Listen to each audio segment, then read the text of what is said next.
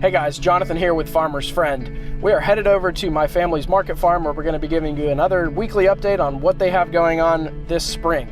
So for those that are maybe new to this channel, I want to give you guys a little bit of a background. So I grew up in Middle Tennessee here in Williamsport and grew up farming on my grandparents' farm. My family started farming in '98, small scale market farm, vegetable operation primarily, and grew up doing that. When I was 19, I started a company called Farmer's Friend, which now ships high tunnels and all kinds of agricultural products all over the country. We've sold to about 190 countries, and we've been serving the small market farm community and also avid gardeners and homesteaders. We've been serving that kind of sector since 2012 when we were founded. So if you're interested in agricultural products, you can check out our website, farmersfriend.com, and subscribe to our newsletters and stuff like that. But on this new channel, we're really trying to do more educational content. My dad has 28 years of farming experience, and so this year we're documenting a lot more what's happening on their farm, which is Bountiful Blessings Farm. Again, for context, this is Middle Tennessee. We're about an hour southwest of Nashville. And so come along with us for the show. We're going to be showing you today transplanting tomatoes or planting tomatoes in the high tunnels, and they got a lot going on this time of year. We're mid-March, so follow along and join us for what we're going to show today.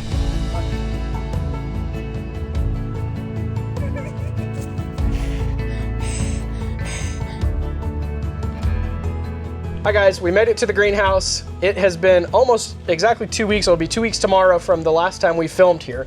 So today, the primary thing we're going to be focusing on is an update on the tomato crop. So Dad, tell us about tomato crop. We're going to be planting them in the greenhouse today.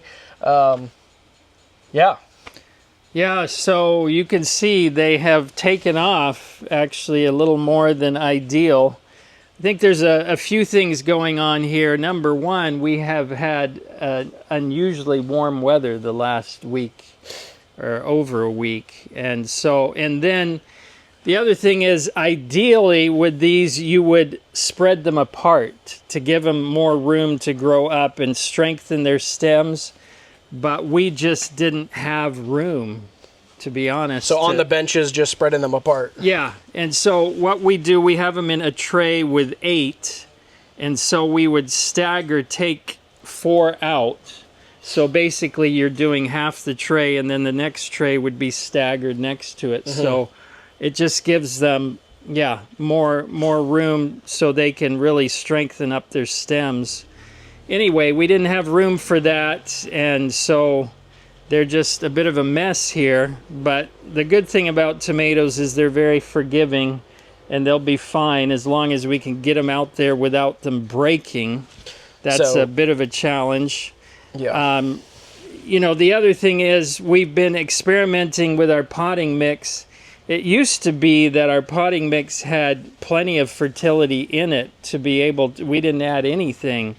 But apparently they've cut back, and so we're trying to add nitrogen, and I think the reality is we got too much nitrogen on these, and they're a little overly vegetative. Okay. So it's a combination of those things. Interestingly enough, these grafted ones, these are the ungrafted ones. You see they're super tall, but because they were staggered like I'm talking about here, they have much stronger stems and are actually, most of them, still standing upright. Anyway, it's not ideal world. The other thing was we should have planted last week, but our camera woman was AWOL or something. On vacation. Yeah. So ideally you would, is there kind of a rule of thumb? Obviously you don't want them falling over, but are you shooting for like I would say 16 inches? This would be a pretty ideal height right here. So they've grown that much, 8-10 inches in the last week. They're just booming. Yeah. When you have nights above 60, they're just going to explode. Cool. So, well, that's the update in the propagation house. All of these tomatoes are growing into the greenhouse to be planted in the ground and started trellising. So we're going to show that process now.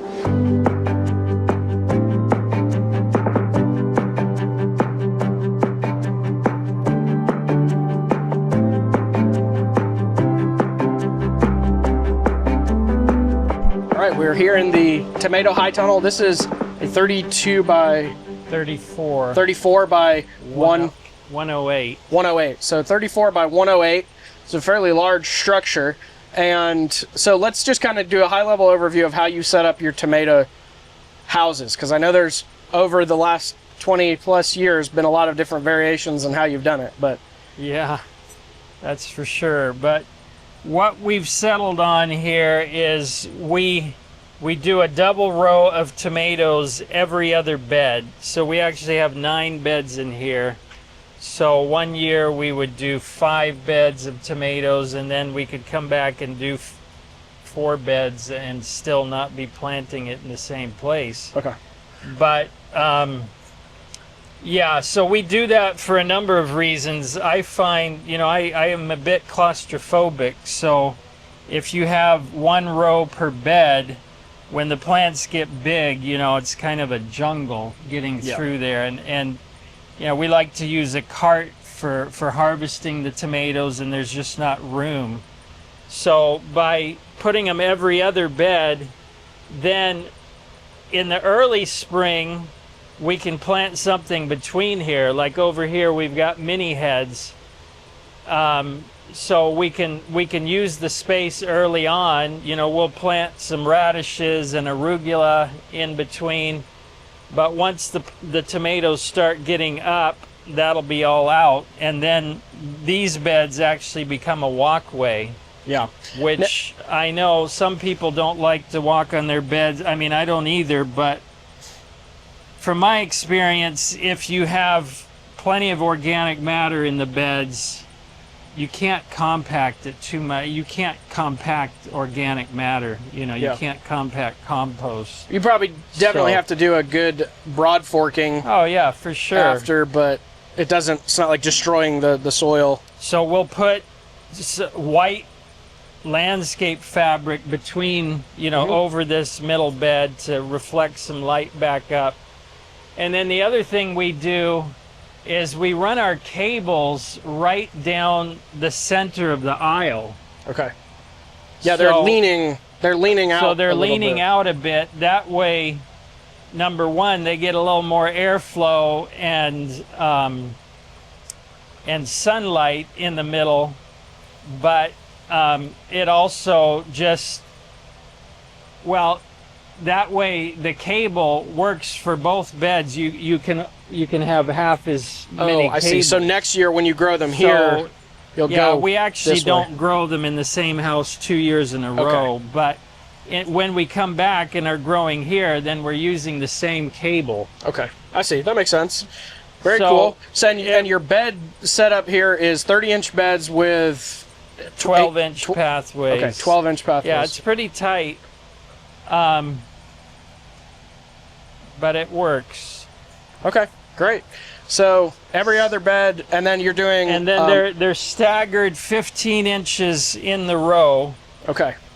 So, you know, as we talked about, I guess last time, we had a bit of a disaster in the healing chamber. Yeah. And we ended up with, we needed 640 plants, and we ended up with just over 500. Okay. So we're short grafted plants, and so what we're doing, so this is the normal spacing, 15 inches staggered, 2 rows per bed, but here for our cherries, we're doubling that distance, so 30 inches, and then we're going to do a double leader. Okay. Which a lot of people recommend, especially for cherries. You know, we've done double leaders on our big tomatoes and found it's confusing, especially when you've got, you know, help that is maybe not real, you know, have a learning. Real eye Would it just say learning? Okay, that's a kind way to put it. Just having a single leader is so easy. Yeah. But, you know, with grafted tomatoes, they should have enough vigor for a double leader, so that's what we're going to do here. Okay. So we'll get the same number of liters per bed, but on half the amount of plants. Okay. So we'll see. Well, let's just show the whole process. I mean, you guys are in here doing this today, so, you know, the drilling holes, planting, trellising with clipper, and just kind of everything that you guys are doing today to get these things started in the high tunnel. Yeah. Well, so, you know, obviously we prepare the beds, we put peat moss and compost. For a 100-foot bed, we put 2 bales of peat moss. Every year you're doing that? In our greenhouses, because we're not putting as much compost. You know, we're having issues with our calcium getting too high. Yeah. And so, yeah, 2 bales of peat moss and 2 wheelbarrow loads of compost.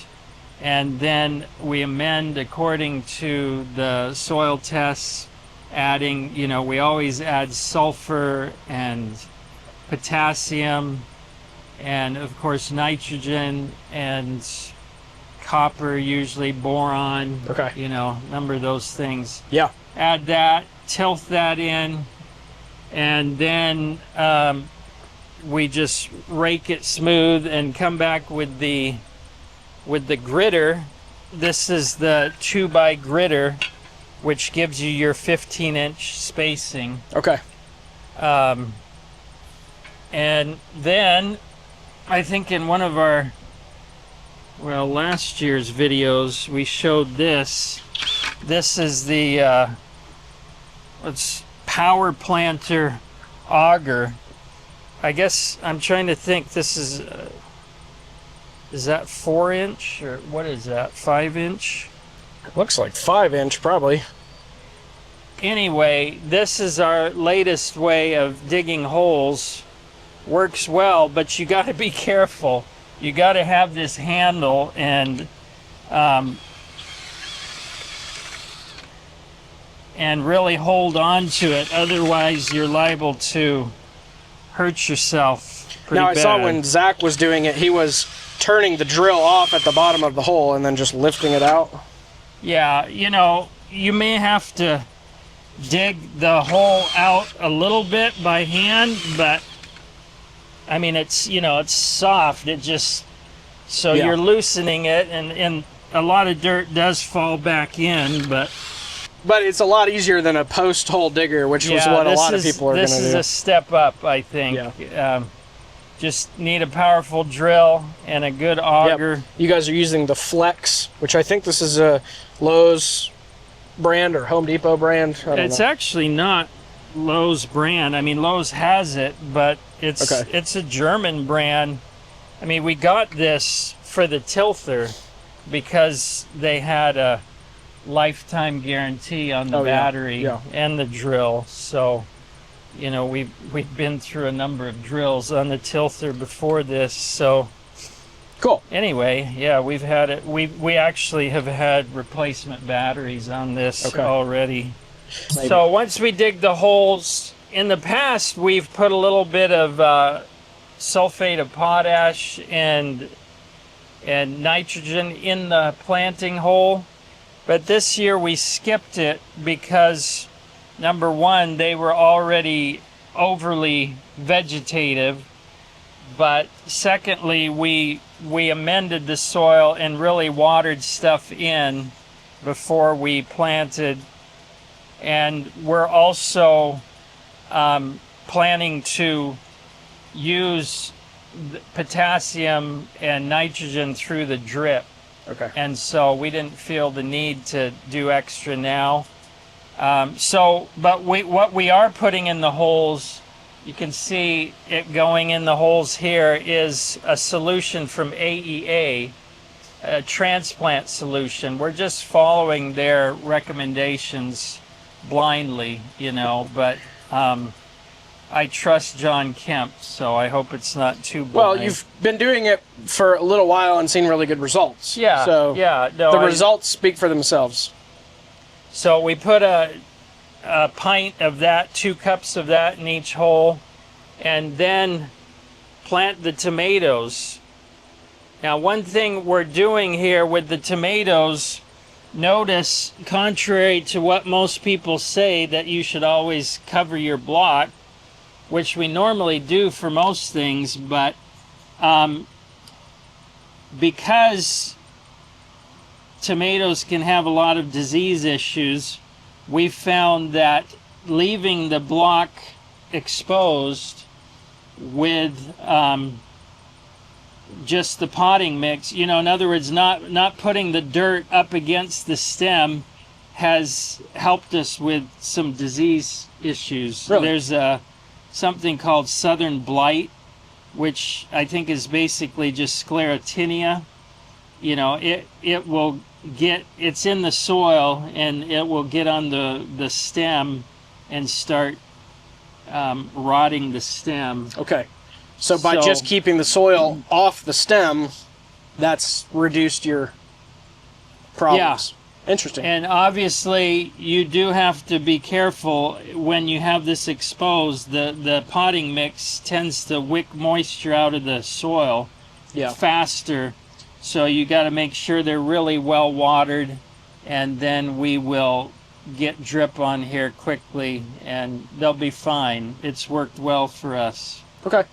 So once you get them planted, the next step is starting the trellising process, especially when they're this lanky going in. You got to do it right away. I mean, if they were stocky plants that were standing up well, it's not so urgent, but we're trying to trellis them immediately because they're just on the ground. We love the clipper system. It's revolutionary. For those that may not be familiar with the clipper system, this is a trellising system that was developed in the Netherlands that we import and sell at Farmer's Friend. And you basically suspend these hooks from a wire that you'll be running from end to end in your tunnel.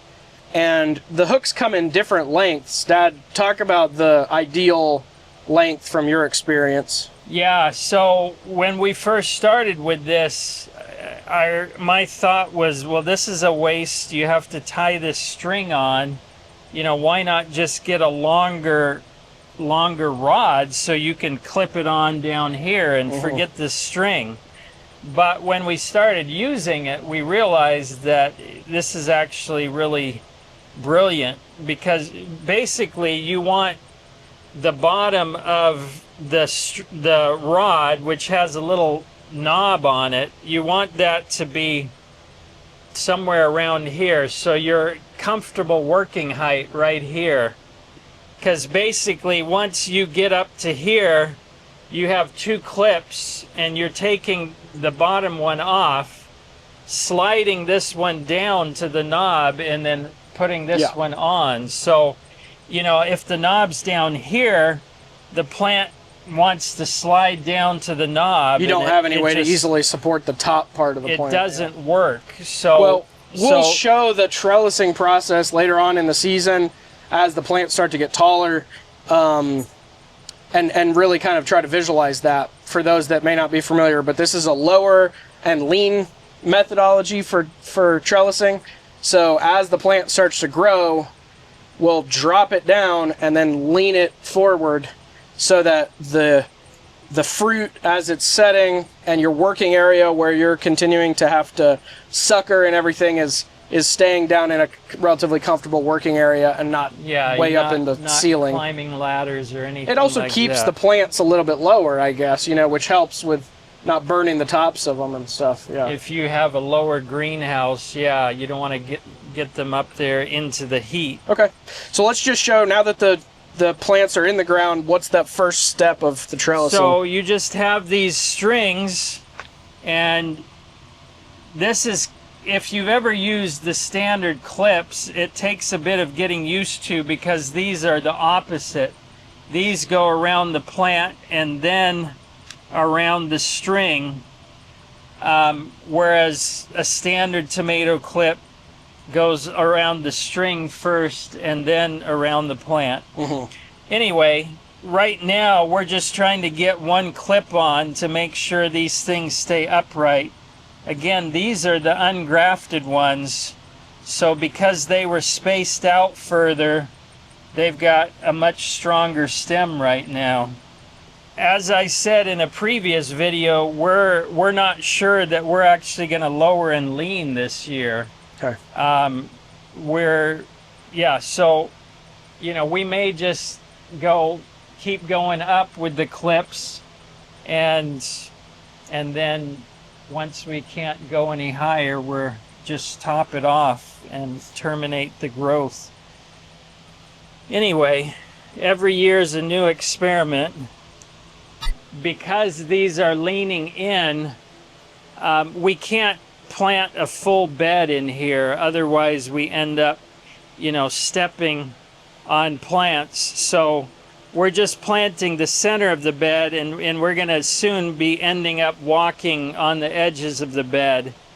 And again, that's a little hard for some people to do when they put so much effort into the bed's making, but yeah, we haven't found any long-term ill effects from walking on the bed every few years.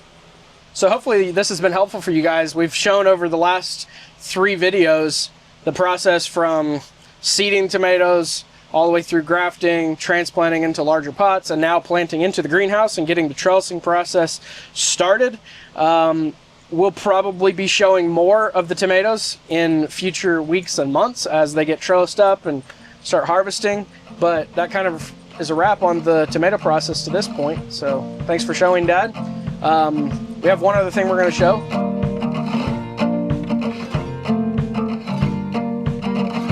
So we're doing beets here, and what we do, we use an 1.5-inch soil block, and we usually seed 2 seeds per block.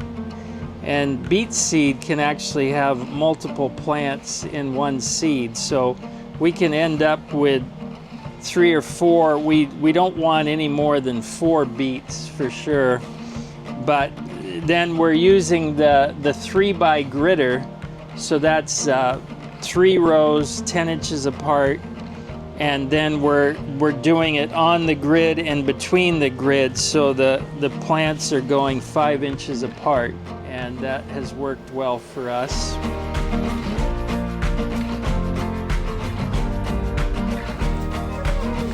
Well, that's a wrap for this week. Dad, thanks for sharing your wisdom and showing us your farm. If you guys are enjoying this content, please give it a like and subscribe to the channel. And if you have any questions, drop them down in the comments below and we will do our best to answer those. Until next time, happy growing.